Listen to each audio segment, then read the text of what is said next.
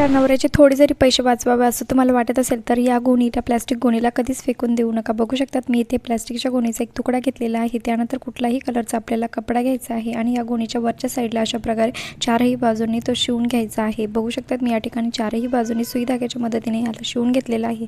त्यानंतर याचा एक फोल्ड करून घ्यायचा आहे आणि ज्या साईडचा जो भाग आहे दोघंही साईडने आपल्याला या ठिकाणी अशा प्रकारे शिवून घ्यायचा आहे। त्यानंतर उरलेला भाग अशा प्रकारे फोल्ड आतमधल्या साईडने फोल्ड करून आता खाली एक त्रिकोणी आकार तयार होतो। त्यातला त्रिकोणी आकाराचा थोडासा वरच्या साईडला आपल्याला या ठिकाणी शिवून घ्यायचा आहे आणि उरलेला भाग अशा प्रकारे कट करून घ्यायचा आहे। आणि बघू शकतात अतिशय फ्री ऑफ कॉस्टमध्ये आपली या ठिकाणी स्टोरेज बॅग तयार झालेली आहे। व्हिडिओ जर समजला नसेल तर खाली दिलेल्या लिंकवरती नक्की चेकआउट करा आणि फुल व्हिडिओ बघा। बघू शकतात अतिशय छान आणि सुंदर आपली स्टोरेज बॅग तयार झालेली आहे।